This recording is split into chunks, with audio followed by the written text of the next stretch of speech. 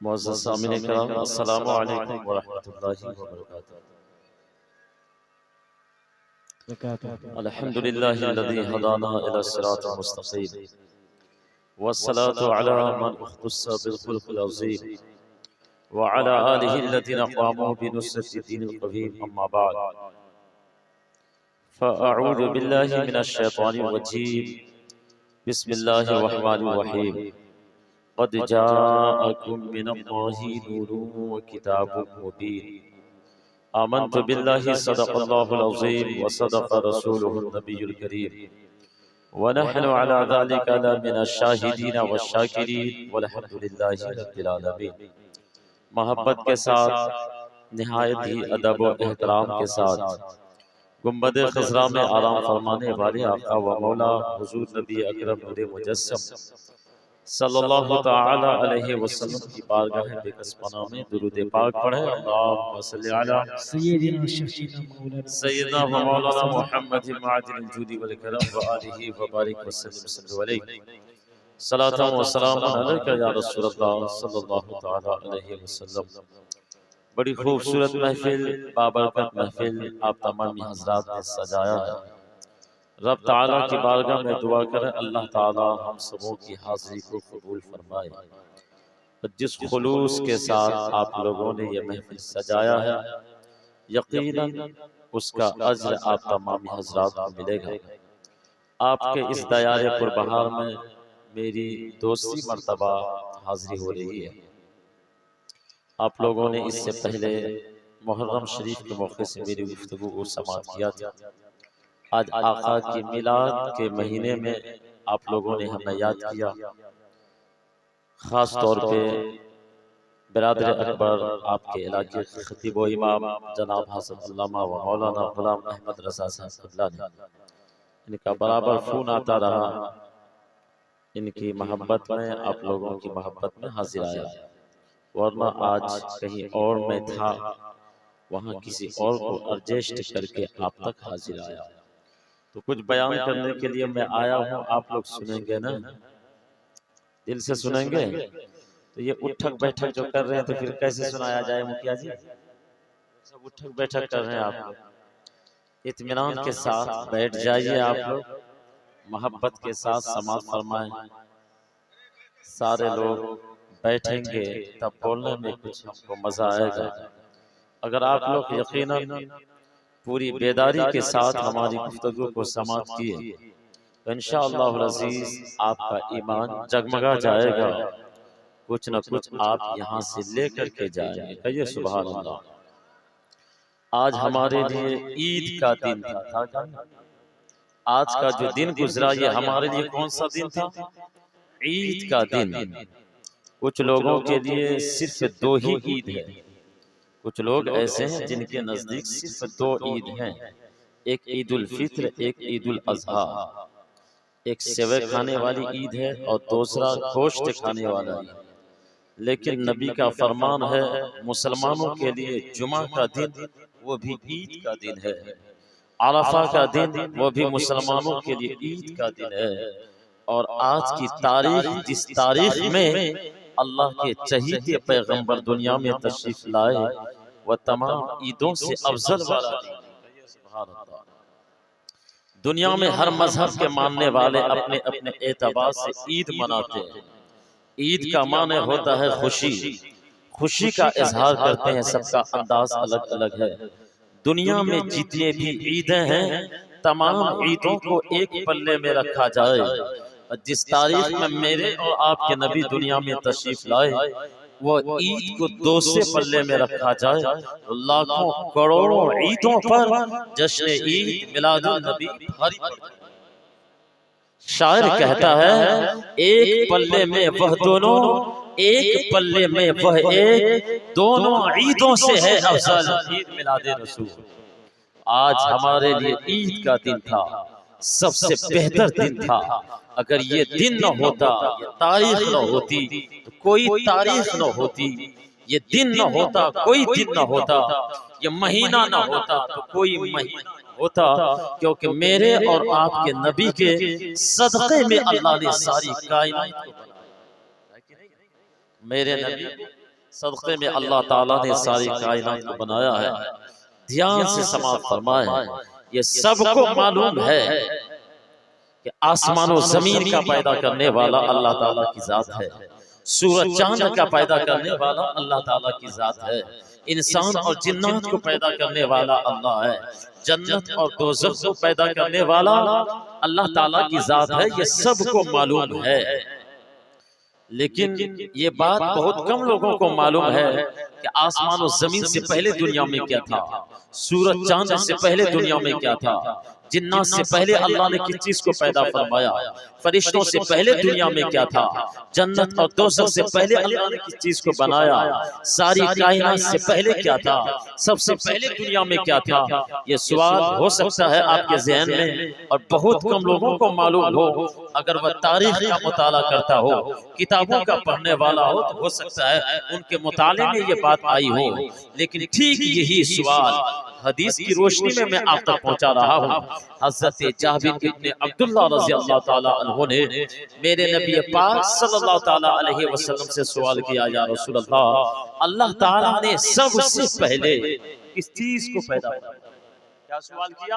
अल्लाह ताला ने सबसे पहले किस चीज को पैदा फरमाया?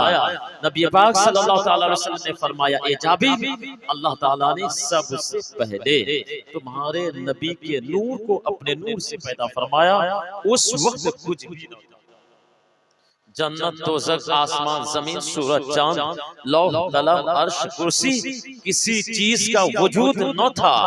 अल्लाह ताला ने सबसे पहले तुम्हारे नबी के नूर को पैदा फरमाया। अब सवाल ये होता है, जब कुछ था ही नहीं, किसी चीज का वजूद ही न था, सबसे पहले अल्लाह ने नूरे मोहम्मदी को पैदा फरमाया, तो फिर उसको किस मकाम पे रखा, किस जगह पे रखा?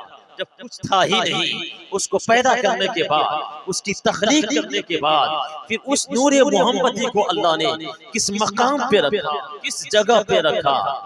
जवाब आसानी से आपको समझ में आ जाएगा। अल्लाह ताला की जात मौजूद थी, अल्लाह ताला मौजूद था। अल्लाह ताला ने उस नूरे मोहम्मदी सल्लल्लाहु ताला अलैहि वसल्लम को अपने आगोश रहमत में रखा, अपने कुर्ब में रखा, कुर्ब खास में रखा। और ये नूरे मोहम्मदी क्या करता रहा? किताबों में आता है, कई हजार सालों तक अल्लाह ताला की इबादत में ये गुम रहा, अल्लाह ताला की इबादत करता रहा, अल्लाह के जलवों में गुम रहा, मार्फत इलाही, इश्क़ इलाही का जाम ये नूरे मोहम्मदी पीता रहा। कई हजार सालों तक, लाखों, करोड़ों, अरबों, खरबों सालों तक ये नूरे मोहम्मदी अल्लाह ताला के कुर्बे में रहा। सालों की इब्तिदा कब से है? सालों और महीनों की गिनती कब से शुरू है? जब से दिन और रात बने हैं, जब से अल्लाह ने सूरज चांद को बनाया है, तब से जाकर सालों की गिनती होती है, महीनों की गिनती होती है। लेकिन उस वक्त तो न दिन है, न रात है, न सूरज है, न चांद है। फिर कई हजार साल तक तसव्वुर कैसे किया जाए? उलमाए कराम बताते हैं, जब सूरज चांद को अल्लाह ने पैदा नहीं किया था, फिर सालों की गिनती और दिनों की गिनती कयामत के दिनों के एतबार से किया जाता था। कयामत के मैदान का एक दिन 50,000 साल के बराबर होगा। कुरान पाक में अल्लाह फरमाता है, फी यौमिन काना मिक़दारुहु 50 अल्फ सना। कयामत के मैदान का एक दिन 50,000 साल के बराबर होगा। तो कई हजार सालों तक वह नूरे मोहम्मदी अल्लाह के कुर्बे में रहा।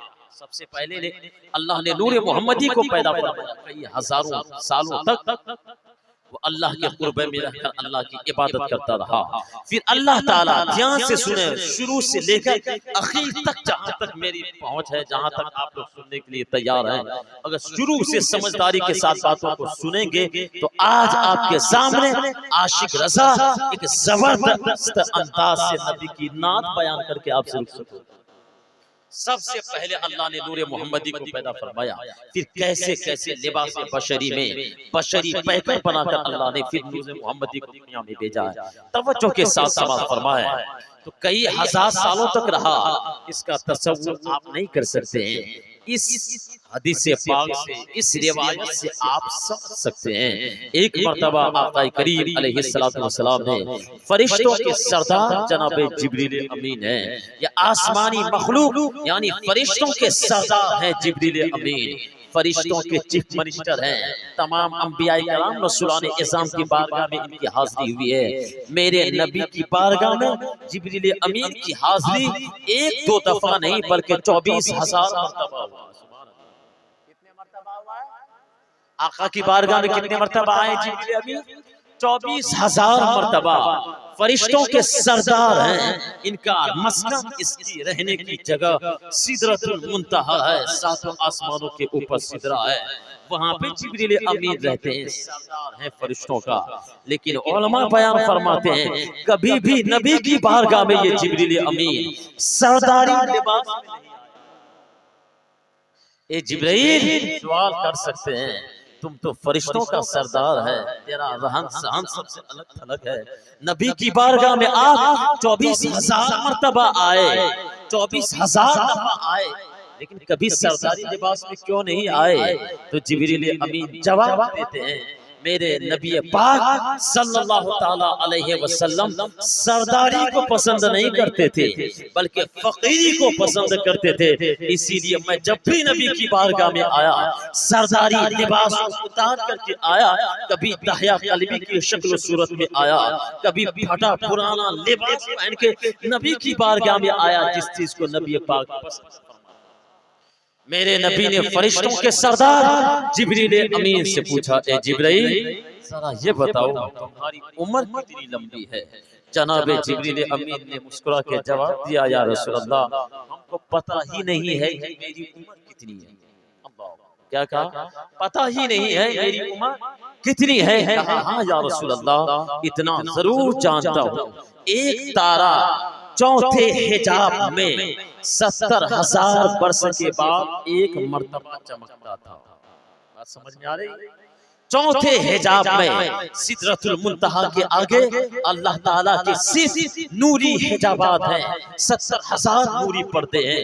एक नूरी पर्दे की मोटाई की मुसाफत जमीन और आसमान के दरमियान की जितनी मुसाफत है, जितने साल का रास्ता है उतने दरमियान का वो मोटाई है। एक नूरी पर्दे की मोटाई की मुसाफत किताबों में आता है 500 साल की। एक नूरी पर्दे दूसरे नूरी पर्दे के दरमियान की मुसाफत 500 साल की, ये 70,000 नूरी पर्दे हैं। उसके बाद है अल्लाह का अर्श। जिब्रील अमीन कहते हैं चौथे हिजाब में, चौथे नूरी पर्दे में मैं एक तारा को 70,000 वर्ष के बाद एक मर्तबा चमकते हुए देखता था। या रसूल अल्लाह मैंने उस चमकते हुए तारे को एक दो दफा नहीं 72,000 मर्तबा देखा। 72,000 मर्तबा। अब अंदाजा लगा लीजिए कि जिब्रील अमीन की उम्र कितनी लंबी है। जिब्रील अमीन समझ रहे थे कि आज मैं बहुत बड़ी लंबी उम्र बयान कर रहा हूँ।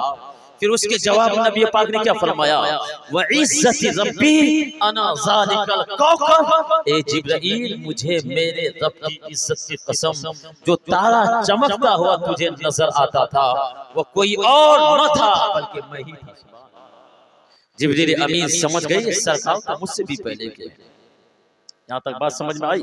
तो कई हजार सालों तक वो नूरे मोहम्मदी अल्लाह के कुर्बे में रहा।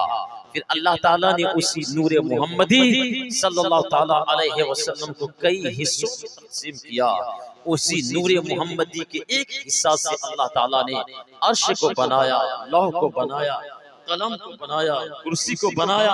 उसी नूरे मोहम्मदी सल्लल्लाहु ताला अलैहि वसल्लम के एक हिस्सा से अल्लाह ने जन्नत और दोज़ख को बनाया, आसमान और ज़मीन को बनाया, सूरज चांद को बनाया, इंसान को बनाया, जिन्नात को बनाया, फरिश्तों को बनाया, बल्कि सारी कायनात को अल्लाह ने उसी नूरे मोहम्मदी सल्लल्लाहु ताला अलैहि वसल्लम के जरिए से बनाया। फिर उसके बाद अल्लाह ताला इंसान की तख्लीक से पहले, इंसान को दुनिया में भेजने से पहले, इंसान का जिस्म मिट्टी से बनी है, जिस्म के अंदर मेन है इंसान की रूह। रूह एक अलग चीज का नाम है, एक नूरी मखलूक का नाम है रूह, और जिस्म मिट्टी से बनी है, जिसमें बनने से पहले, इंसान को दुनिया में अल्लाह भेजने से पहले आलम अरवा में अल्लाह ताला ने तमाम इंसानों की रूह को पैदा फरमाया। किसको पैदा फरमाया? तमाम इंसानों की अल्लाह ताला ने सबसे पहले तमाम इंसानों की रूह को पहले पैदा फरमाया, जिसमें बाद में बनी है। बाद में हम लोग दुनिया में आए हैं, अलग अलग जरिया अल्लाह ने बना दिया है। लेकिन आदम अलैहिस्सलाम से लेकर कयामत तक जितने भी लोग आने वाले थे, उन तमाम इंसानों की रूह को अल्लाह ने इंसान को दुनिया में भेजने से पहले ही अपने इल्म से पैदा फरमा दिया और एक जगह रखा आलम अरवा। वहां पे रखने के बाद अल्लाह ने तमाम रूहों से एक वादा लिया था। क्या वादा लिया था? अलस्तु बिरब्बिकुम, ये रूह मैंने तुमको पैदा किया है, बताओ क्या मैं तुम्हारा रब नहीं हूँ? बताओ क्या मैं तुम्हारा खालिक नहीं हूँ? उसके जवाब में तमाम रूहों ने कहा क़ालू बला शहीदना, या अल्लाह तू ही हमारा रब है, तू ही हमारा पैदा करने वाला है, तू ही हमारा मालिक है, तू ही हमारा खालिक है। ये जवाब देने में तमाम इंसानों की रूह थी। उसमें गैर हिंदू मुस्लिम जितने भी मजहब के मानने वाले आज दुनिया में, वो सब ने यही कहा था तू ही हमारा रब है। आज दुनिया में आकर बहुत सारे लोग उस वादा को भूल गए।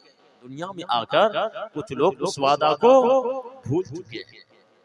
जब ये वादा अल्लाह ने ले लिया, ये प्रोग्राम फिर खत्म हो गया। ये वादा लिया, उसके बाद प्रोग्राम खत्म। फिर दूसरा प्रोग्राम हुआ, ध्यान से सुने। दूसरी महफिल सजी, दूसरा एक जलसा हुआ।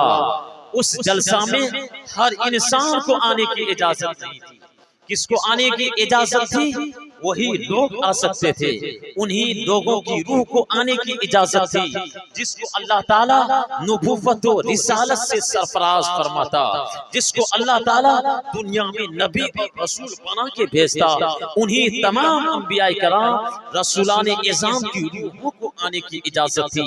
हम जैसे गुनहगार बदकार इंसानों को नबी और रसूल के अलावा दूसरे किसी इंसान की रूह को आने की इजाजत उस महफिल में नहीं थी। जब दूसरा प्रोग्राम हुआ, सिर्फ अंबिया कराम रसूलान इज़ाम की रूह वहां पे मौजूद है, और जलसा हुआ। जिस तरह ये जलसा है, वहां पे भी जलसा हुआ आलम अरवा में, रूहों के दरमियान में। बड़ी बारीकी बात बोल रहा हूँ, ध्यान से सुनो, बार बार इसलिए बोल रहा हूँ। अगर ध्यान से नहीं समझे तो सर के ऊपर से बात उड़ जाएगी, निकल जाएगी, फिर कहिएगा आशिक रज़ा क्या बोल के गया। कुरान और हदीस की रोशनी में मैं गुफ्तगू कर रहा हूँ, बड़ी बारीकी के साथ आपको समझाने की कोशिश कर रहा हूँ। फिर आलम अरवा में नबियों और रसूलों की रूह है। वहां पे अल्लाह ने खिताब किया, अल्लाह ने तकरीर किया। तकरीर में अल्लाह ने नबियों और रसूलों के सामने ये नहीं कहा मैं तुमको नबी और रसूल बना के भेजूंगा, तुम्हारे ऊपर नमाज पढ़ना फर्ज होगा, इसका ख्याल रखना। तुम्हारे ऊपर रमजान के रोजे फर्ज होंगे, इसका ख्याल रखना। हज फर्ज होगा, इसका ख्याल रखना। ज़कात फर्ज होगा, इसका ख्याल रखना। अल्लाह ने ये वादा नहीं लिया, बल्कि अल्लाह ने नबियों और रसूलों की रूहों को इकट्ठा करके तकरीर किया, खिताब फरमाया उस जलसे में। तो किसी और चीज का जिक्र नहीं किया, बल्कि जिस नबी की मिलाद आप बैठे हैं, उसी आका की मिलाद अल्लाह ने मनाया। सुभान अल्लाह। मिलादे मुस्तफा, आमदे मुस्तफा का जिक्र अल्लाह फरमा रहा है। यानी उस प्रोग्राम में अल्लाह ने मेरे और आपके नबी की शिफ़ाअत को बयान फरमाया, मेरे और आपके नबी के कमालात को बयान फरमाया, मेरे और आपके नबी का अल्लाह ने आने का जिक्र फरमाया। कुरान पाक तीसरा पारा सूरह आले इमरान 19वां पारा में आयत करीमा मौजूद है। व इज़ अख़ज़ल्लाहु मीसाक़न नबिय्यीना लमा आतैतुकुम मिन किताबिन व हिकमा सुम्मा जाअकुम रसूलुम मुसद्दिक़ुन लिमा मअकुम लतु'मिनुन्न बिही व लतंसुरुन्ना क़ाला अअक़ररतुम व अख़ज़तुम अला ज़ालिकुम इस्री क़ालू अक़ररना क़ाला फ़शहदू व अना मअकुम मिनश शाहिदीन। कुरान में है कि ए महबूब, और याद करो जब अल्लाह तबारक व तआला ने आलम अरवा में तमाम अंबिया कराम रसूलान इज़ाम से पुख्ता वादा लिया था। क्या वादा लिया था? लमा आतैतुकुम मिन किताबिन व हिकमा, ए नबियों की जमाअत, ए रसूलों की जमाअत, जब हम तुम्हें किताब और हिकमत से सरफराज फरमाकर दुनिया में भेजें, सुम्मा जाअकुम रसूलुन मुसद्दिकुल लिमा मअकुम, फिर तुम्हारे पास जब हमारे आखिरी पैगंबर चहीते पैगंबर जनाब मोहम्मद अरबी सल्लल्लाहु तआला अलैहि वसल्लम तशरीफ ले आए, लतुमिनुन बिही व लतनसुरुन्ना, ए नबियों की जमाअत, ए रसूलों की जमाअत, आप लोगों के लिए लाजिम और जरूरी ये है कि उन पर ईमान भी लाना और उनकी मदद भी फरमाना। जब वो तुम्हारे दरबार में तशरीफ ले आए तो तुम पुरानी किताबों पर अमल करना छोड़ देना, तुम अपनी शरीयत पे अमल करना छोड़ देना। जब मेरे नबी आखिर ज़मां दुनिया में आ जाए, फिर सिर्फ उन्हीं की शरीयत होगी, सिर्फ उन्हीं का कलमा पढ़ा जाएगा, वो जो कहेंगे उनकी बातों पर अमल करना होगा। तुम अपनी शरीयत पर अमल करना छोड़ देना। लतुमिनुन बिही व लतनसुरुन्ना, तुम उनकी मदद भी फरमाना और उन पर ईमान। सुभान अल्लाह, बेशक। किनसे अल्लाह वादा ले रहा है? नबियों और रसूलों से। ध्यान से तवज्जो रहे, पूरे ख्याल के साथ मेरी गुफ्तगू की समाअत फरमाए। किनसे अल्लाह तकरीर किया? किनके दरमियान में किया?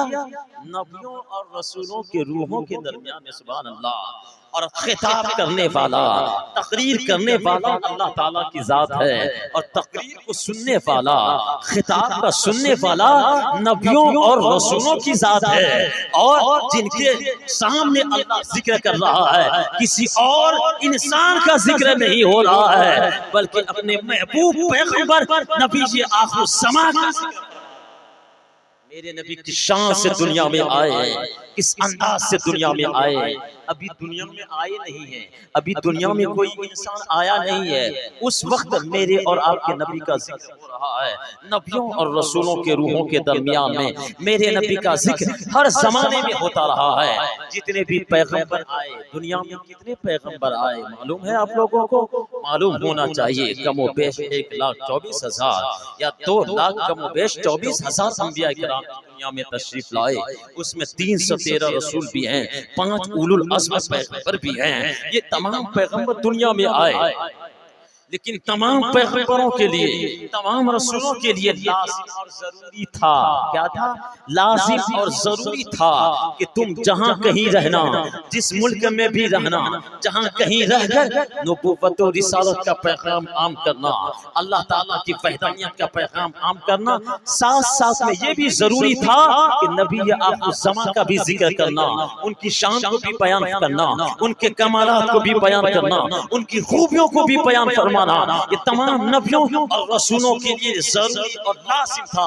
जितने भी पैगंबर आए अपने कौम के दरमियान में अपने वहदानियत, अल्लाह ताला की वहदानियत और अपने नबूवत और रिसालत का पैगाम आम करते रहे। साथ साथ में नबी आखिर ज़मां का भी जिक्र करते रहे, नबी के कमालात, नबी की शान को भी बयान फरमाता रहा।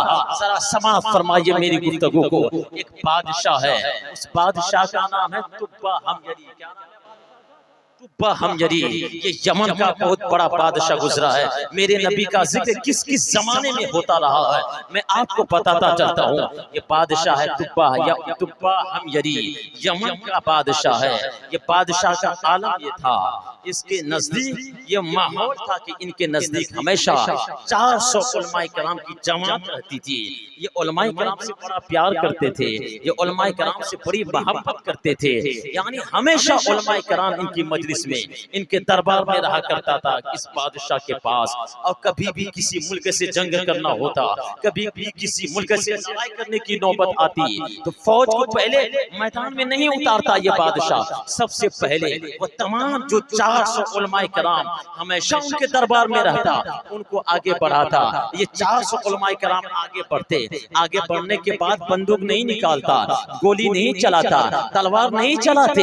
ये 400 उलमाए कराम आगे बढ़ करके जंग शुरू होने से पहले, लड़ाई शुरू होने से पहले, ये तमाम 400 उलमाए कराम मेरे और आपके नबी के कमालात को बयान फरमाता, मेरे और आपके नबी की शान को बयान फरमाता, मेरे और आपके नबी की नाते बयान फरमाता। फिर उसके बाद जंग होती। जब जंग होती तो नाते नबी की बरकत से, नबी पाक सल्लल्लाहु ताला अलैहि वसल्लम के जिक्र करने की बरकत से अल्लाह ताला उस बादशाह को हर मैदान में कामयाबी अता फरमाता, हर जंग में कामयाबी अता फरमाता। कभी भी वह बादशाह कभी भी जंग हारा न था।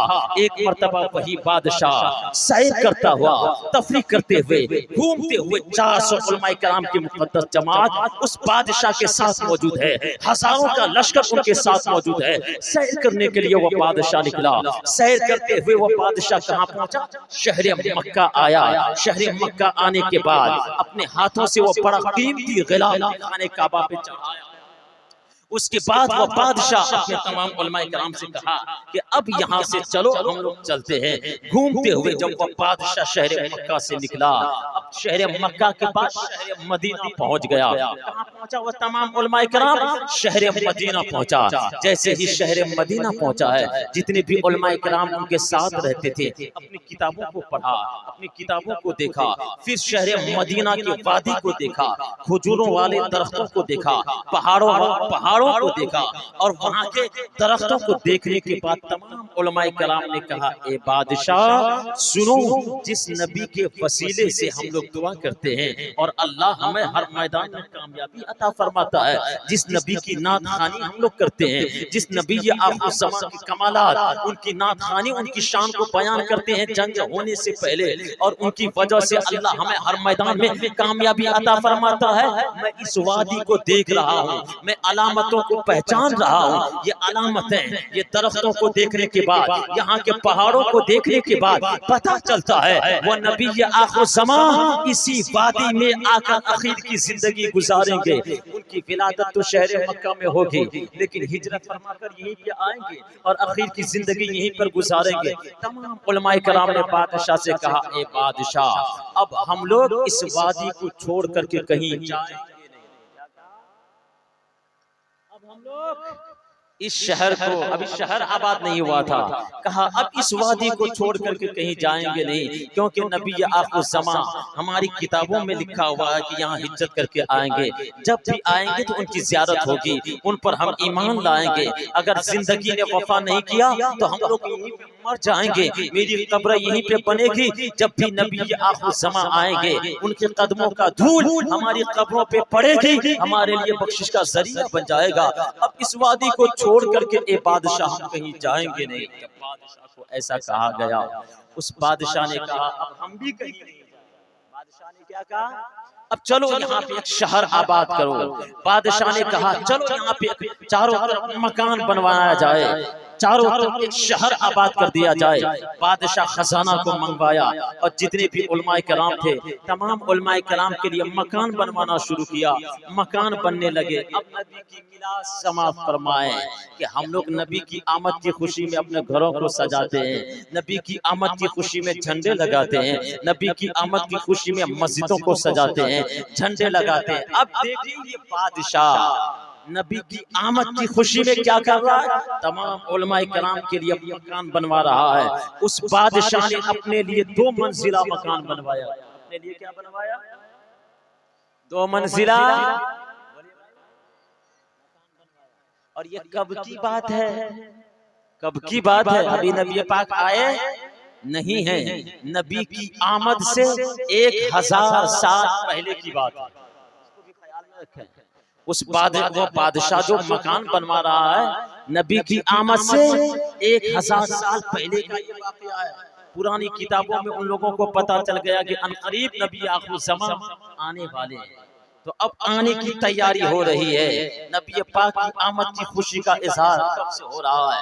हर जमाने में हो रहा है। तो उस बादशाह ने तमाम उलमाए किराम के लिए अलग अलग मकान बनवा दिया, कमरा बनवा दिया और अपने लिए 2 मंजिला मकान बनवाया। सारे लोग वहीं पे आबाद हो गए और सारे लोगों की औलाद में अल्लाह ने बड़ी बरकतें अता फरमाया। अब बादशाह का जब दुनिया से जाने का वक्त करीब आ गया, दुनिया से जाने का वक्त जब बादशाह का करीब आया, तो 400 उलमाए किराम में से जो सबसे बड़ा आलिम था उसको बुलाया और उस बादशाह ने एक खत लिखा। क्या लिखा? एक खत लिखा। जो सबसे बड़ा आलिम था उसको बुलाया और वसीयत किया कि मैं नबी आखिर ज़मान का इंतजार करता रहा, अब वो मुलाकात, उनसे मुलाकात न हो सकी। लगता है चंद सालों में दुनिया से मेरा जाना हो जाएगा, मेरी मौत हो जाएगी। मैं ये खत लिखता हूँ, इसको अमानत के साथ रखना। तुम अपने पास संभाल करके रखना।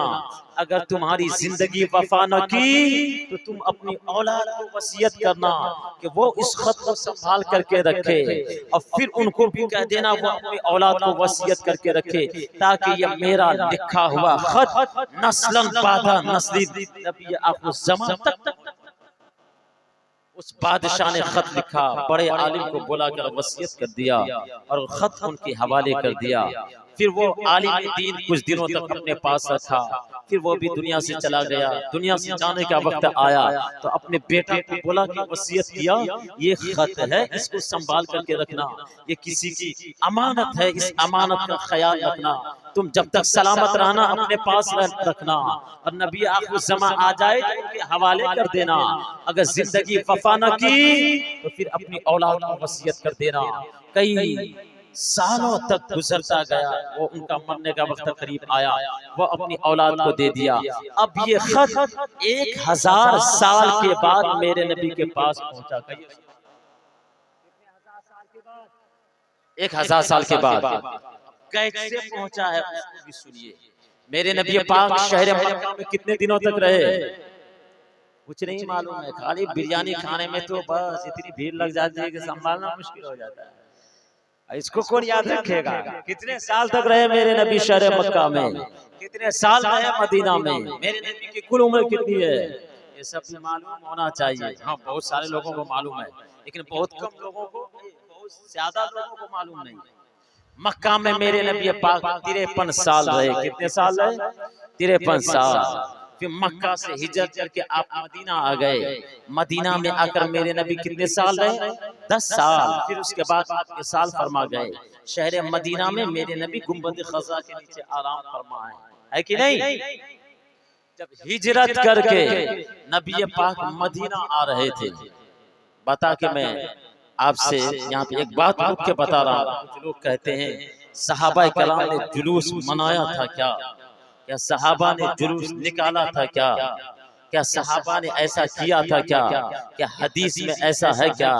क्या हदीस में है? क्या कुरान में है? जो ऐसा क्या, उनसे पूछो जो बिरयानी खाते हो, ये कुरान में है क्या बिरयानी खाना? क्या हदीस में है कि बिरयानी खाना? फिर ये खाते हो तो उस वक्त क्यों नहीं बोलते हो ऐसा? सिर्फ नबी की बात आए, कुरान में कहाँ है, हदीस में कहाँ है? अब सुनो, सहाबा कराम ने जुलूस निकाला था जब हिजरत फरमा कर मेरे नबी पाक सल्लल्लाहु ताला अलैहि वसल्लम शहर मक्का से मदीना आए। मदीना के लोग काफी दिनों से इंतजार में थे। उनको खबर मिल गई थी कि अनकरीब नबी आखिर ज़मां मदीना तैयबा आने वाले हैं। नबी पाक की हिजरत करने से पहले बहुत सारे सहाबा कराम हिजरत करके मदीना चले गए थे। तमाम ने खुशखबरी दी अनकरीब नबी आखिर ज़मां भी शहर मदीना में आने वाले हैं। जब हिजरत फरमा कर शहर मक्का से मदीना मेरे नबी पाक पहुंचे हैं तो बहुत बड़े बड़े रईस, बड़े बड़े मालदार लोग नबी की बारगाह में हाथ जोड़ के खड़े हो गए और अरीज़ा पेश किया, या रसूलल्लाह अलैहिस्सलातु वस्सलाम, आप शहर मदीना में आए हैं, हम लोग मुबारकबादी पेश करते हैं। आप पहला क़याम, सबकी ख्वाहिश है, सारे सहाबा कराम की ख्वाहिश थी आए तो पहला क़याम मेरे घर में करे तो मेरा किस्मत का सितारा चमक जाए। अब नबी पाक ने क्या कहा? मेरी ऊंटनी को छोड़ दो। क्या कहा? मैं जिस ऊंटनी पे सवार हूँ, मेरी ऊंटनी को छोड़ दो, ये अल्लाह के हुक्म से चल रही है। सुभान अल्लाह। किसके हुक्म से चल रही है? अल्लाह के हुक्म से चल रही है। ये ऊंटनी जहाँ पे बैठ जाएगी समझ लेना मेरा क़याम होगा। ये ऊंटनी अल्लाह के हुक्म से चल रही है और अल्लाह के हुक्म से बैठेगी। अब वो ऊंटनी मदीना के गलियों में चल रही है। नबी पाक ने कहा, अब सहाबा कराम, तमाम सहाबा कराम जुलूस की शक्ल में नबी के पीछे पीछे, जुलूस नहीं तो क्या था। अब सारे सहाबा कराम इंतजार में थे कि काश नबी की ये ऊँटनी हमारे दरवाजे के करीब रुक जाए ताकि नबी पाक हमारे घर का मेहमान बन जाए तो हमारे किस्मत का सितारा चमक जाएगा। लेकिन ऊँटनी मदीना की गलियों में चल रही है, वो अल्लाह के हुक्म से चल रही है। जहाँ पे अल्लाह का हुक्म होगा वहीं पे वो ऊँटनी बैठेगी। अब तमाम सहाबा किराम खामोश हैं, लेकिन ऊँटनी चल रही है। ऊँटनी पर मेरे नबी पाक और हजरत अबू बकर सिद्दीक सवार हैं। ऊँटनी चल रही है, तमाम सहाबा किराम नबी की बारगाह में दुरूद व सलाम पढ़ते हुए जुलूस की शक्ल में पीछे पीछे चल रहे हैं। सुभान अल्लाह। अब ऊँटनी चल रही है, जिसका घर सामने आता कहता काश ये ऊँटनी मेरे घर के पास रुक जाती तो बड़ा अच्छा होता। ऊँटनी चलते चलते चलते चलते एक सहाबी रसूल हैं जनाब हजरत अबू अय्यूब अंसारी रज़ी अल्लाह ताला अन्हु, उनके मकान के करीब ले जाके वो ऊँटनी बैठ जाती है। सुभान अल्लाह। ऊँटनी का बैठना था।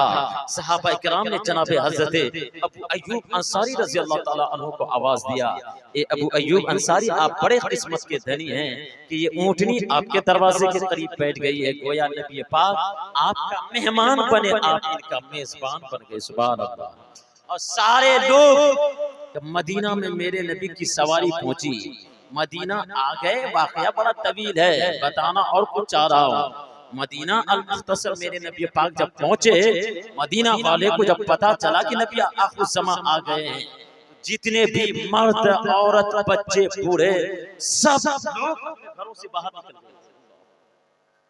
सारे लोग घर से बाहर, औरतें अपनी छतों पे चढ़ गई और छोटी छोटी बच्चियां नबी को देखा तो वो अरबी जबान, उनकी जबान अरबी में शेर पढ़ रही थी। तलअल बद्रु अलैना मिन सनियातिल वदाई वजब शुक्र अलैना मा दआ इल्लाहि दाई। छोटी छोटी बच्चियां, आज हमारे मदरसे के मदरस लोग जुलूस में जाते हैं तो बच्चे को नात खानी सिखाते हैं, पहले प्रैक्टिस करवाते हैं इस अंदाज से नात पढ़ना। यहाँ पे गलती हो रही है।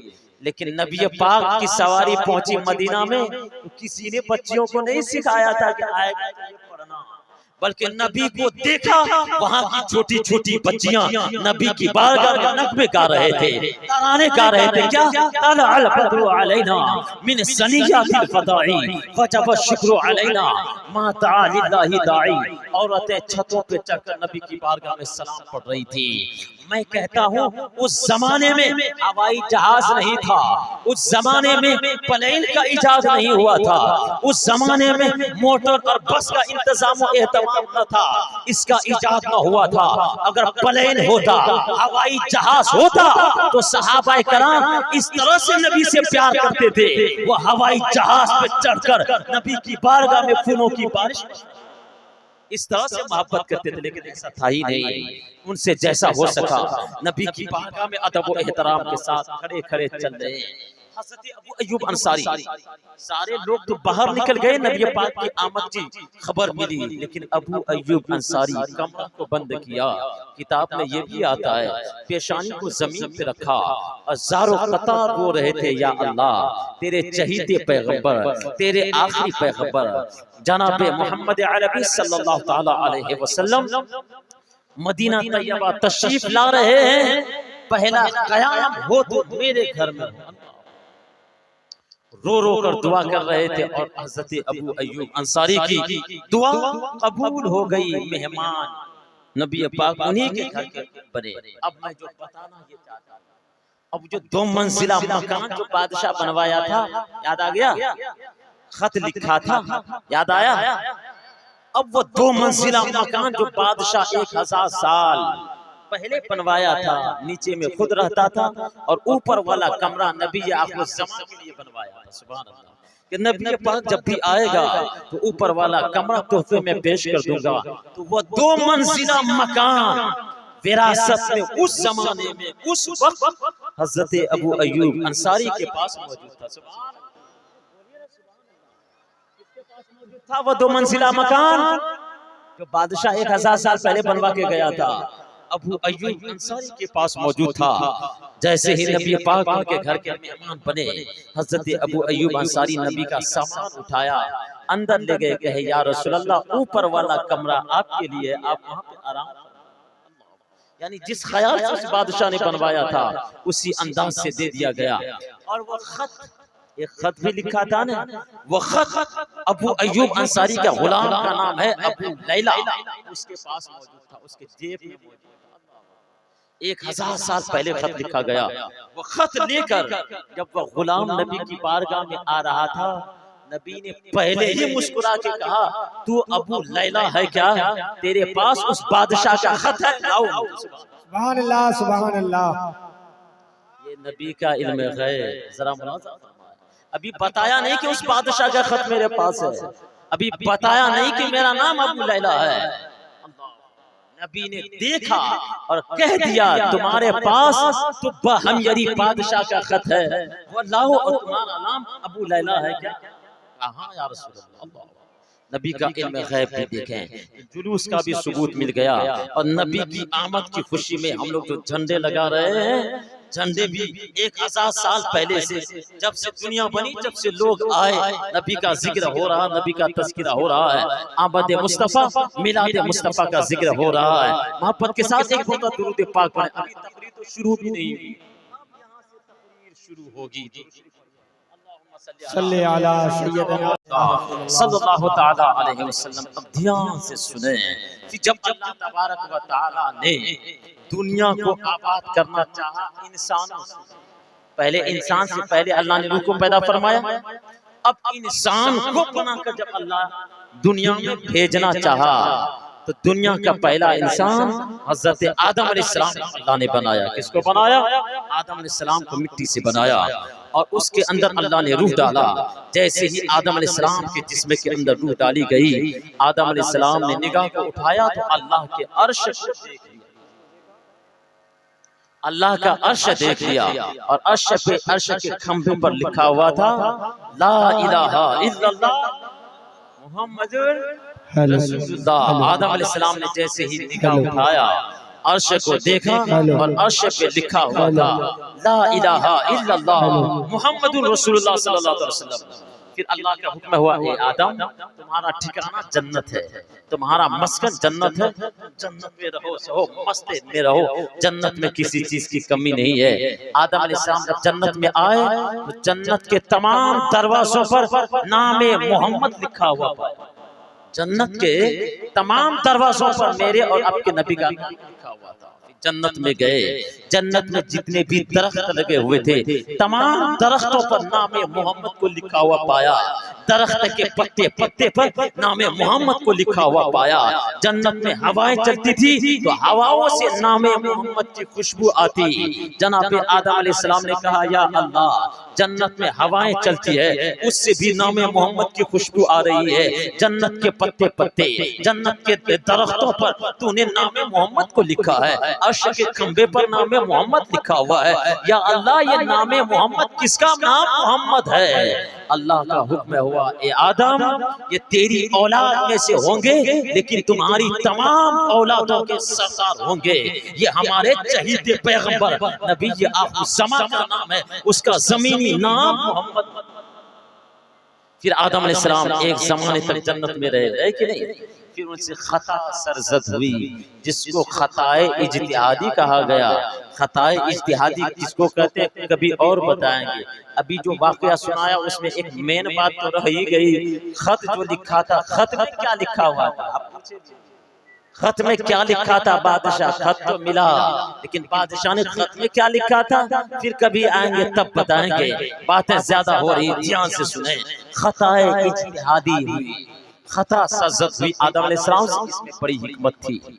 आदम अलैहिस्सलाम जन्नत से निकाल दिए गए, जन्नत से दुनिया में आए, तो उस खता की बिना पर आदम अलैहिस्सलाम 300 साल तक रोते रहे। कितने साल? 300 साल। 300 साल तक कभी आंखों को उठाकर आदम अलैहिस्सलाम ने आसमान की तरफ नहीं देखा।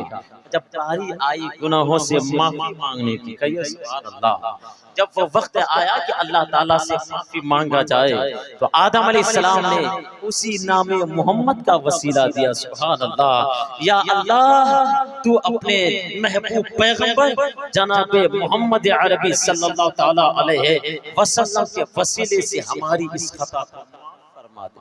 अल्लाह। जब आदम अलैहिस्सलाम ने ऐसा कहा, रब का हुक्म, रब ताला की तरफ से ये जवाब मिला, ए आदम तुमको कैसे पता चला नाम मोहम्मद के बारे में, कैसे तुमने जान लिया मोहम्मद को। आदम अलैहिस्सलाम ने कहा, या अल्लाह जब तूने हमको पैदा किया मेरे अंदर रूह को डाला, जैसे ही निगाह को उठाया मैंने अर्श को देखा, वहाँ लिखा हुआ था ला इलाहा इल्लल्लाह मुहम्मदुर रसूलुल्लाह। जन्नत में गया, जन्नत के दरख्तों पर लिखा हुआ था नाम मोहम्मद, जन्नत के पत्तों पर इसमें मोहम्मद को पाया तो मैं जान लिया जिस नाम को तूने अपने नाम के साथ मिलाकर लिखा है वो तेरे तमाम मखलूक में तेरे नजदीक सबसे है, इसलिए हमने नाम मोहम्मद का वसीला दिया ताकि मेरी इस खता को तू माफ फरमा दे। रब ताला की तरफ से जवाब मिला, जा आदम मैंने तेरी खता को नाम मोहम्मद के वसीले से, वसीला भी कुछ समझ में आ गया, वसीला भी किसी चीज का नाम है। फिर वसीले के ऊपर कई घंटों की तकरीर होगी, लेकिन अब मैं बताना कुछ और चाहता हूँ, नबी की मिलाद। फिर आदम अलैहिस्सलाम, फिर यहाँ तक बात जो चल रही थी अभी नूर की बात चल रही थी। मेरे नबी पाक नूरी भी हैं और बशर भी हैं। अब बशर ऐसा बशर तो वैसा दुनिया में कोई बशर है ही नहीं।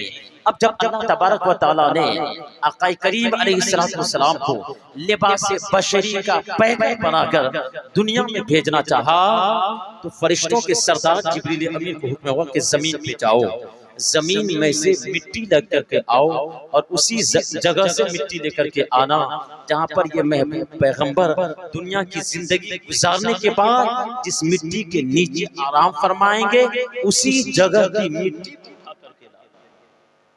जनाबे जिब्रील अमीन आए, जमीन पर कहाँ की मिट्टी ले गए? आज जहाँ पे गुंबद खजरा है, गुंबद खजरा के नीचे हुजरे आयशा है, हुजरे से आयशा के अंदर नबी का रोजा बना हुआ है, वहीं की पाकीज़ा मिट्टी को लिया और रब की बारगाह में जनाबे जिब्रील अमीन ने पेश कर दिया।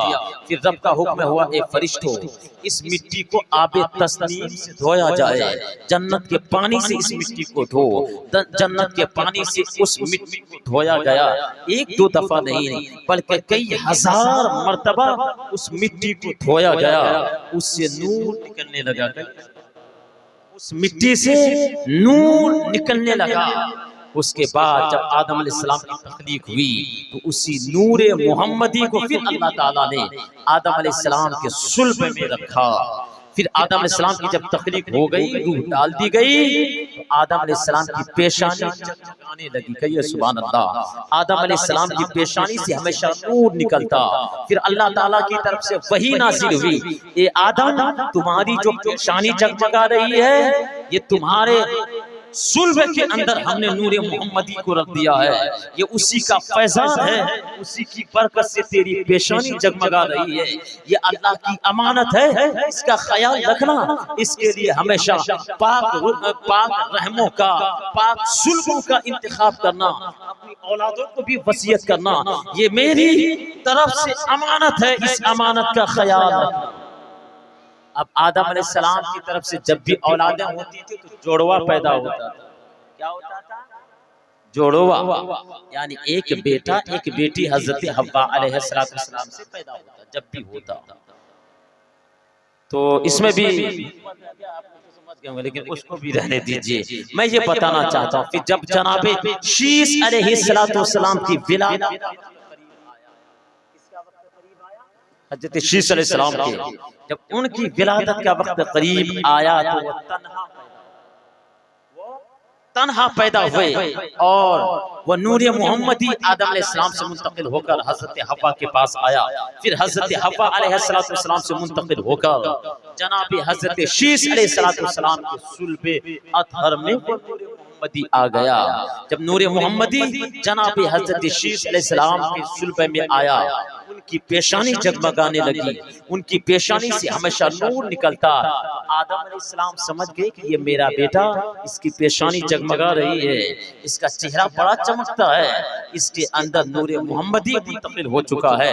आदम अलैहिस्सलाम ने जनाब शीस को बुलाया कि ए बेटा तुम्हारी पेशानी जगमगा रही है, तुम्हारा चेहरा जो चमक रहा है ये किसी और की वजह से नहीं, ये नूरे मोहम्मदी का फैजान है। अनकरीब तुम्हारे अंदर नूर मोहम्मदी है, फिर ये तुमसे मुंतकिल हो जाएगा। इस नूर मोहम्मदी का ख्याल रखना, इनके लिए पाक सुल्फों का, पाक रहमों का इंतखाब करना, ये अल्लाह की अमानत है। फिर वो नूर मोहम्मदी हजरत शीश अलैहिस्सलाम से मुंतकिल होता हुआ नस्लन बादा नस्लिन कर्नन बादा कर्निन, एक दूसरे से मुंतकिल होता हुआ जनाब हजरत अब्दुल मुत्तलिब के सुल्बे में आया। फिर उनकी पेशानी जगमगाने लगी। ये नूर मोहम्मदी जिस जिसके पास रहा, जिस जिसके भी पास रहा, वो अपने जमाने में चमकता था,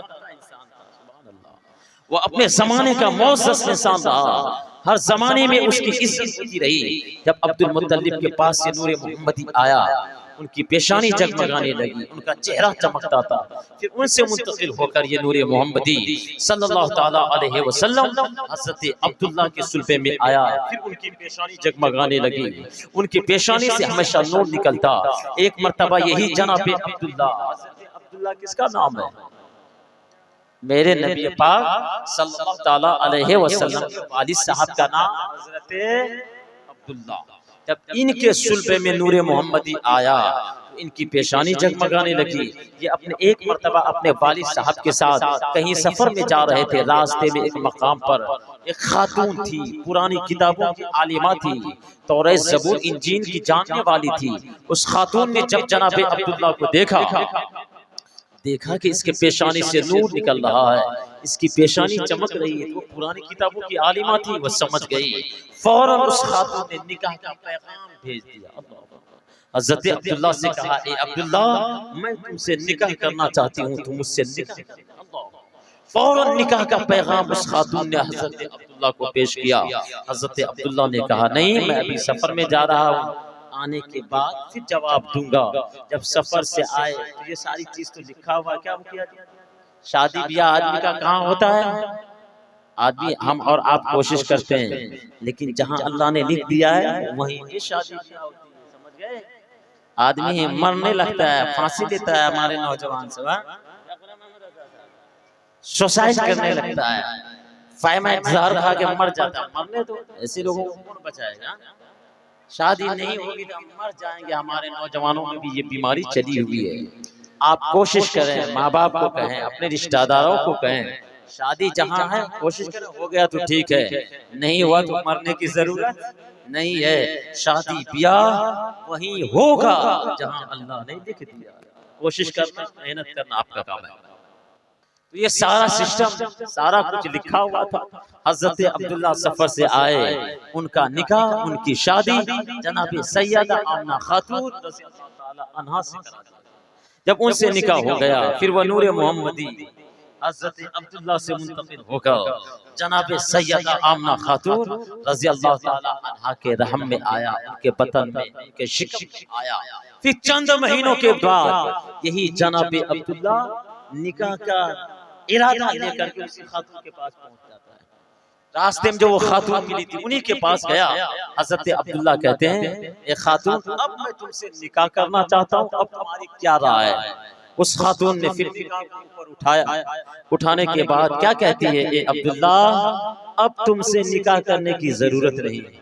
कहा, पहले तुमने निकाह का पैगाम दिया था कि निकाह कर लो, मैं तुम्हारे निकाह में आना चाहती हूँ, अब मैं निकाह का पैगाम लेके आया हूँ, तो अब तुम निकाह से इनकार कर रही है। तो उस खातून ने कहा, ए अब्दुल्ला, जिसकी वजह से मैंने तुमको निकाह का पैगाम दिया था कि तुम्हारी पेशानी में एक नूर चमकता था, तुम्हारी पेशानी में नूरे मोहम्मदी की चमक थी, जिसकी वजह से हमने निकाह का पैगाम दिया था, ताकि तू मुझसे निकाह कर ले और मुझे नबी आखिर समा की माँ होने का शरफ हासिल हो जाए। अब तो वह नूर तुमसे मुंतकिल हो चुका है, किसी और खातून के पास चला गया है, अब तुमसे निकाह करने की कोई जरूरत नहीं। बात समझ में आ रही है? अब सुनिए, जनाब सैयदा आमना खातून रज़ियल्लाहु ताला अन्हा कहती हैं, जब मेरे शिकम में, मेरे बतन में बस चंद मिनट की गुफ्तगू है, बस उसके बाद मेरी तकदीर अब खत्म होने वाली है। तवज्जो फरमाए, ये चंद मिनट मोहब्बत के साथ सुन ले, आपका ईमान जगमगा जाएगा। नबी की माँ क्या कह रही है, मेरे बतन में, मेरे शिकम में जब नबी ये आखिर समा आए, मुझे पता ही नहीं चला कि मेरे पेट में किसी बच्चे की परवरिश हो रही।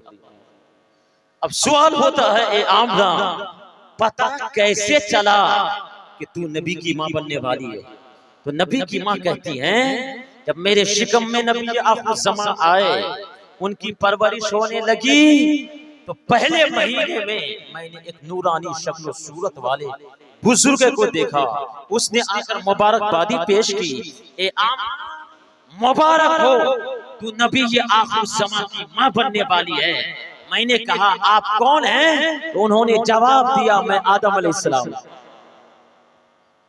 तो नबी की माँ कहती है, मैं समझ गई मेरे पेट में जिस बच्चे की परवरिश हो रही है वो कोई मामूली बच्चा नहीं है, ये अल्लाह का खास मेहमान आने वाला है। नबी की माँ सैयदा आमना खातून कहती हैं, जब से मेरे शिकम में नबी पाक आए, उनकी परवरिश हो रही थी, तो हर महीने में किसी न किसी पैगंबर की ज़ियारत होती।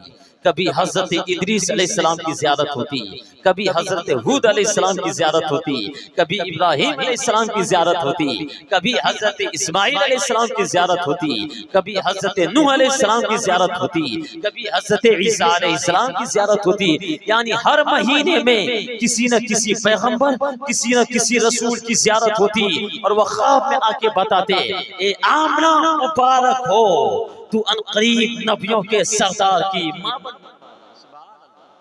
नबी की माँ कहती हैं, अय्यामे हमल में जिस तरह से औरतों को तकलीफ होती है, जब जब वक्त गुजरता जाता है, औरतों की तकलीफ, औरतों की परेशानी बढ़ती जाती है। नबी की माँ कहती हैं, कभी भी मेरी तकलीफ बढ़ी नहीं, बल्कि मेरी खुशहाली बढ़ती चली। नबी की माँ कहती हैं, जब नबी आप ज़मां मेरे शिकम में 2 महीने के थे, मेरा शौहर जनाब अब्दुल्ला का इंतकाल हो गया। कौन कह रही है? नबी की माँ कहती हैं, जब मेरे शिकम में नबी पाक 2 महीने के थे, मेरा शौहर जनाब अब्दुल्ला का इंतकाल हो गया। अरब का ये दस्तूर था, जब किसी का शौहर मर जाए, वो औरत 1 साल तक इद्दत गुजारेगी। कितने साल तक इद्दत गुजारेगी? 1 साल तक इद्दत गुजारेगी। और आज के जमाने में अगर किसी का शौहर मर जाए, औरत जिंदा है, तो औरत कितने दिनों तक इद्दत गुजारेगी? हमारी माँ बहन भी बैठी हुई है, उनको नात खानी पसंद था, दानिश भाई पढ़ के गए, नात खानी सुने, पूरा मजमा उधर खाली हो गया। तो औरतों को भी ये मसला याद रखना चाहिए, जिसका शौहर मर जाए, वो औरत, इस वक्त नबी की शरीयत का कानून यह है, वो औरत 4 महीने 10 दिनों तक इद्दत गुजारेगी। इद्दत का मतलब क्या होता है बता दे, कि इसको भी छोड़ बता दे मुखिया जी, आप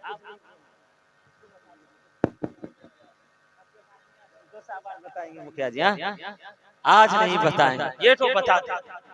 औरत जिसका शौहर मर जाए, वह 4 महीने वो औरत 10 दिनों तक इद्दत गुजारेगी। इद्दत में वो औरत तमाम जेवरात को खोल करके रख देगी, बन सवर के कहीं निकलेगी नहीं, खुशबू का इस्तेमाल न करेगी, ज्यादा हंसी मजाक और दिल लगी की बात न करेगी, वो औरत बहुत ज्यादा खुशी का इजहार न करेगी, वो औरत अपने शौहर की याद में दिनों को गुजारेगी, इद्दत में रहेगी। इसको कहते हैं इद्दत। ये नबी की शरीयत का कानून, इस्लाम का कानून यह है। अभी अगर किसी का शौहर मर जाए और अगर जिंदा है, वो औरत 4 महीने 10 दिनों तक इस तरह से इद्दत गुजारेगी। लेकिन उस जमाने की बात है जब मेरे नबी पाक कभी आए नहीं हैं।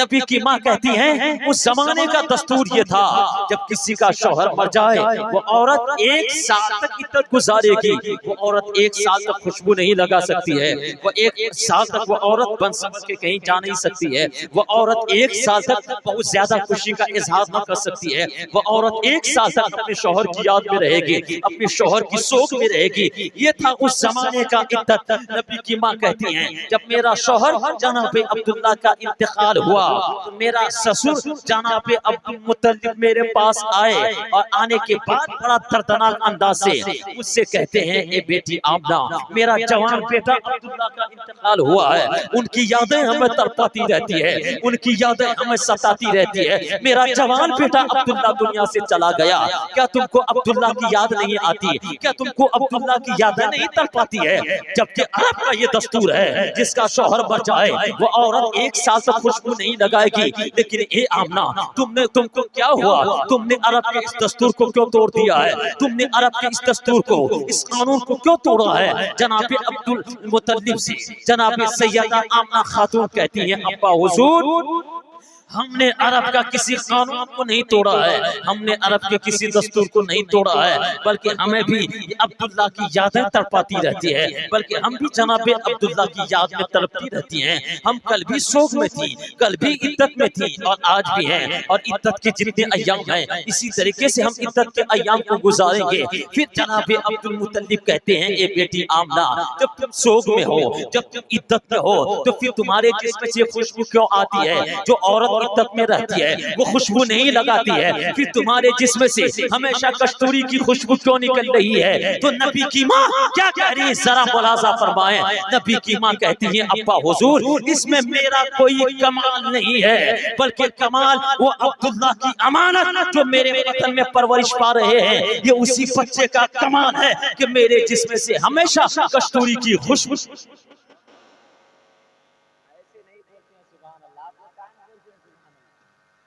तो बोलिए ना सुभान अल्लाह, सुभान अल्लाह, उससे बोलिए सुभान अल्लाह। नबी की माँ क्या कह रही है, अब्बा हुजूर, इसमें मेरा कोई कमाल नहीं है, कमाल तो उस बच्चे का है, वो अजीम मेहमान जो आने वाला है उसी बच्चे का कमाल है।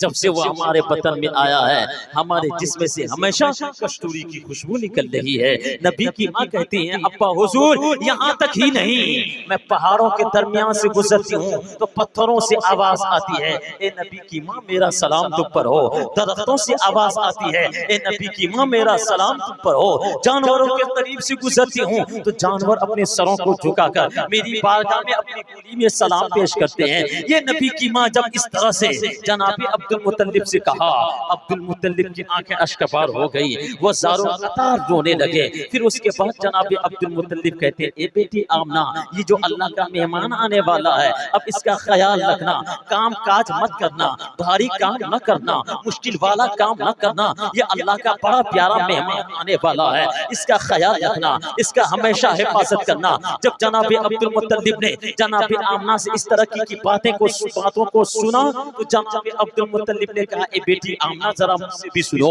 मेरा बेटा जब अब्दुल्ला जिंदा था, हयात से था, वो जंगल में बकरियों को चराने के लिए जाता था। एक दिन दौड़े दौड़े आया, कहा, अब्बा हुजूर, अब मैं जंगल में बकरियों को चराने के लिए नहीं जाऊंगा। मैंने कहा, बेटा क्या हुआ?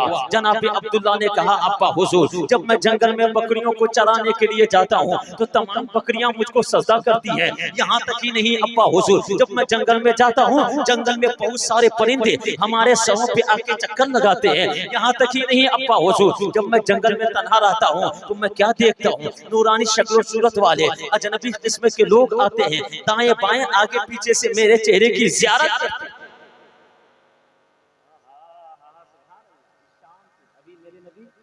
आए नहीं है, कैसी कैसी इरहास का ज़ुहूर हो रहा है, अजीबो गरीब बातों का ज़ुहूर हो रहा है, जिसको सुनने के बाद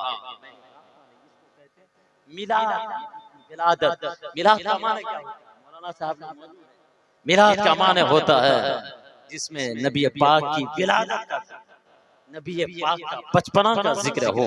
तो नबी पाक शान से दुनिया में तशरीफ ला रहे हैं। नबी की माँ बयान फरमाती हैं, जब वो आखिरी रात आई, जब वो कीमती रात आई, वो नूरानी रात आई, वो बाबरकत वाली, समझ गए ना? अल्लाह ताला आप सबके सुनने को कबूल फरमाए और साथ साथ उस पर अमल करने की भी अल्लाह ताला हम सबों को तौफीक अता फरमाए। अपने नबी से सच्ची पक्की मोहब्बत करने की अल्लाह तौफीक अता फरमाए। नबी की माँ क्या कह रही, जब वो रात आई तो आसार जाहिर हो गए, अब मैं समझ गई कि अल्लाह का मेहमान आने वाला है। नबी की माँ कहती है, मैं घर में तन्हा थी, मेरे पास कोई औरतें मौजूद, गरीबी का आलम ये था कि चराग तो था, चराग में डालने के लिए तेल, ये जिसके घर में भी बच्चा पैदा होता है उसके पास 2-4 औरतें मौजूद रहती है कि नहीं? उनकी निगरानी करने के लिए, उसकी देखभाली करने के लिए। नबी की माँ कहती है जब अल्लाह का ये मेहमान आने का वक्त करीब आया तो मेरे पास कोई औरतें मौजूद न थी, कोई ताइयां मौजूद न थी। मेरा शौहर तो पहले ही इंतकाल कर चुका था। जनाबे अब्दुल मुत्तलिब मेरा ससुर वो खाने काबा का मुतवल्ली था, खाने काबा में गया हुआ था। मैं घर में तन्हा थी, चराग तो था, चराग में डालने के लिए तेल नहीं था, कमरा अंधेरा था। नबी की माँ कहती है 9 महीनों में कभी भी मुझे जर्रा बराबर तकलीफ नहीं हुई, कभी भी परेशानी नहीं हुई। लेकिन जब वो बारात आई तो मुझे थोड़ी सी परेशानी बढ़ गई, बेचैनी बढ़ गई, मैं परेशान थी। अब क्या होगा, कोई औरत नहीं है मेरे पास, कोई ताइयां मौजूद नहीं है, रोशनी का इंतजाम नहीं है। हजरत आमना घबराई हुई थी। फिर हजरत आमना कहती है कि यकायक मैंने क्या देखा कि लंबी लंबी कदों वाली औरतें हमारे घर में दाखिल हुई। उनका दाखिल होना था कि मेरा कमरा रोशन हो। फिर नबी की माँ कहती है मैंने उन औरतों से पूछा, औरतों ये खातून आप लोग कौन हैं, बड़ी काबिले तारीफ हैं आप लोग। उनमें से एक कहा ए आमना मैं आदम की बीवी हव्वा हूँ। सुभान अल्लाह, सुभान अल्लाह। क्या कहा, मैं आदम की बीवी हव्वा हूँ। दूसरे ने कहा मैं ईसा पैगंबर की मां मरियम हूँ। तीसरे ने कहा मैं इस्माइल अलैहिस्सलाम की मां हाजरा हूँ। किस लिए आए हो? ए आमना तुमको मुबारकबादी पेश करने के लिए आए। तू परेशान थी कि मेरे पास कोई औरत नहीं है। ए आमना अब परेशान मत हो, अब घबराने की कोई जरूरत नहीं है। अल्लाह ने हमें तुम्हारी खातून बनाकर भेज दिया है। मैं तुम्हें मुबारकबादी पेश करती हूँ। ए आमना दुनिया में मुझसे पहले तुमसे पहले बहुत सारी औरतें आई और कयामत तक आती रहेंगी, लेकिन ए आमना तेरे जैसे खुशनसीब औरत न इससे पहले आई थी न कयामत तक आएगी, क्योंकि तू नबी आखिर ज़मा की माँ बनने वाली है। सुभान अल्लाह, सुभान अल्लाह। नारे तकबीर, नारे रिसालत, सरकार की आमद, गमखार की आमद, आका की आमद, दाता की आमद। नारे तकबीर, नारे रिसालत। नबी आखिर ज़मा सल्लल्लाहु अलैहि वसल्लम की माँ कहती हैं कि थोड़ी देर के बाद मैंने क्या देखा, एक उससे भी ज्यादा हसीन व जमील औरत, एक बहुत ही खूबसूरत खातून मेरे सामने हाजिर हुआ। मैंने उससे पूछा ए खातून आप कौन है, देखने में बड़ी खूबसूरत है, मैंने जिंदगी में ऐसी खातून को देखा ही नहीं है।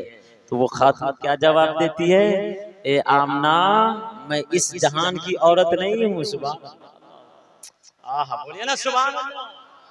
वो खातून क्या कहती हैं, आमना मैं दुनिया की औरत में से नहीं हूँ, मैं जन्नत से आई हूँ। मेरे साथ बहुत सारी जन्नत की हूरें आई है, मैं जन्नती हूरों की मलका।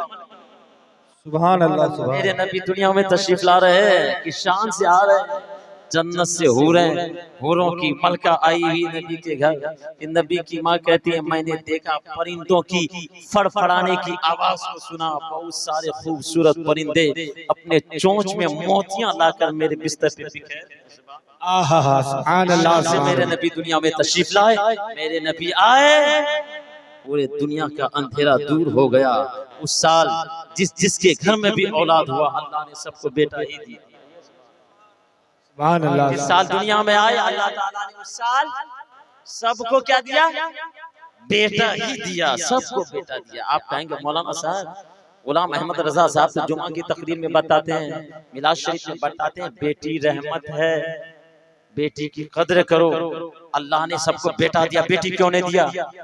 बेटी जब रहमत थी तो बेटी भी तो देना चाहिए। सबको अल्लाह बेटा ही दिया उस साल, बेटी क्यों नहीं दिया? हाँ, जब मौलाना साहब लोग आप ही लोग बोलते हैं बेटी रहमत है, फिर अल्लाह ने बेटी क्यों नहीं दिया, सबको बेटा ही दिया? तो मौलाना साहब आपको समझा देंगे, छोड़ दें इसको कि बता दें। अल्लाह ने बेटा सबको इसलिए दिया, नबी की आमद से पहले जिसके घर में बेटी होती थी उसका बाप उसको अपने हाथ से जिंदा जमीन में दफन कर देता था। अल्लाह ने नबी को जिस साल भेजा अल्लाह ने सबके घर में बेटा ही दिया, ताकि कम से कम इस साल आदमी अपने बेटी को जिंदा दफन करने से बचाए। सुभान अल्लाह, सुभान अल्लाह ने सबको क्या दिया? हिफाजत फरमाया। बेटी क्या है? रहमत है, इसलिए अपने नबी पाक सल्लल्लाहु ताला अलैहि वसल्लम से सच्चा इश्क, सच्चा प्यार करते रहे, दुरूद व सलाम नबी की बारगाह में पढ़ते रहे और नमाजों की पाबंदी करते रहे, माँ बाप का अदब व एहतराम करते रहे, दुनिया में जहाँ कहीं रहे अपना कारोबार करते रहे, खुदा का खौफ अपने दिल में रखें और जो परेशानी हो अल्लाह की बारगाह में लो लगा कर मांगते रहें।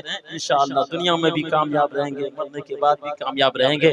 मेरे बोलने में आपके सुनने में किसी किस्म की गलती हुई है, मैं तौबा करता हूँ, अस्तगफिरुल्लाह रब्बी मिन कुल्ली ज़ंबिन व खतीयतिन व अतूबु इलैह। और मैं दुआ करता हूँ यहाँ के नौजवानों ने इतना बेहतरीन महफिल सजाया, खाने पीने का इंतजाम एहतमाम किया है, जिन लोगों ने इस प्रोग्राम में हिस्सा लिया है, मैं सबके लिए दुआ करता हूँ अल्लाह ताला उन सबों की कमाइयों में, उन सबों के कारोबार में अल्लाह खैर व बरकत अता फरमाए और उन तमाम नौजवानों को, यहाँ के तमामी लोगों को अल्लाह ताला खतरनाक बीमारियों, परेशानियों, बलाओं से सबको महफूज रखे और इसी तरह से आका की मिलाद मनाने की अल्लाह हम सबों को तौफीक अता फरमाए। वमा अलैना इल्लल बलाग। अस्सलाम।